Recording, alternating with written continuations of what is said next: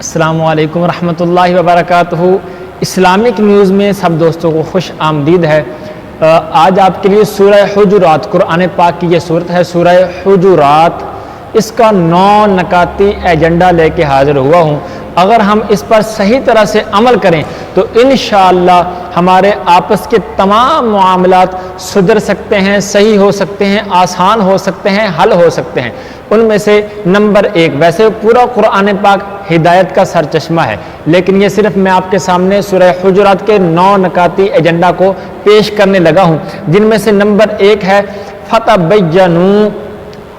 جب تم خبر کو آگے پہنچانے لگو، کسی بات کو آگے پھیلانا ہو تو اس کی تحقیق کر لیا کریں، اس کے بارے میں جانچ پڑتال کر لیا کریں، اس کے بارے میں دیکھ لیا کریں کہ کہیں انجانے میں کسی کو نقصان تو نہیں پہنچتا، تو تحقیق کر کے پھر خبر کو آگے پہنچائیں۔ نمبر 2، فَأَصْلِحُوا، 2 بھائیوں کے درمیان میں صلح کروا دیا کریں، اور یہ بھی یاد رکھیں کہ تمام ایمان والے آپس میں بھائی ہیں۔ نمبر 3، وَأَقْسِطُوا، لڑائی جھگڑے کے اندر اگر صلح کروانی ہو تو انصاف کو پیش نظر رکھا جائے، 2 گروہوں کے درمیان انصاف کرایا جائے کہ بے شک اللہ پاک انصاف کرنے والوں کو پسند فرماتا ہے۔ نمبر 4، لا یسخر، کسی کا مذاق مت اڑاؤ، ہو سکتا ہے اللہ پاک کے نزدیک وہ تم سے زیادہ معزز ہو۔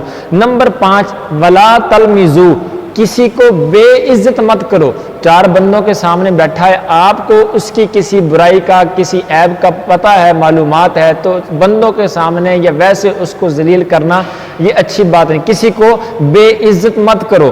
نمبر 6، ولا تنابزوا، فرمایا کہ لوگوں کو برے القابات یعنی الٹے ناموں کے ساتھ نہ پکارا جائے۔ نمبر 7، اجتنبوا کثیرا من الظن، بہت سے گمان گناہ والے ہوتے ہیں تو بدگمانی سے بچا جائے، برے گمان سے بچا جائے، اچھا گمان بندہ ذہن کے اندر لائے کہ بے شک برے گمان یہ گناہ والے ہوتے ہیں۔ نمبر 8، ولا تجسسوا، آپ ٹو میں نہ لگے رہیں، کسی کے عیب تلاش کرنے میں، کمیاں تلاش کرنے میں، اس کے جو ہے کوتاہیاں ڈھونڈنے کے اندر نہ لگے رہیں، تو عیب تلاش کرنے کے اندر کسی کی ٹو کے اندر نہ لگے رہیں۔ نمبر 9، ولا یغتب بعضکم بعضا، ایک دوسرے کی غیبت نہ کی جائے، اور قرآن پاک کے اندر اس کو گناہ کبیرہ کہا گیا ہے، اور فرمایا گیا ہے یہ ایسے ہے جیسے اپنے مردہ بھائی کا گوشت کھانا،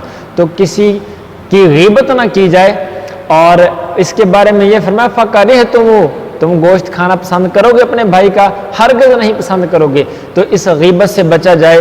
اللہ کریم اخلاص کے ساتھ ہمیں کم از کم ان 9 باتوں کو پیش نظر رکھ کے آپس کے معاملات سلجھانے کی توفیق عطا فرمائے، آمین یا رب العالمین۔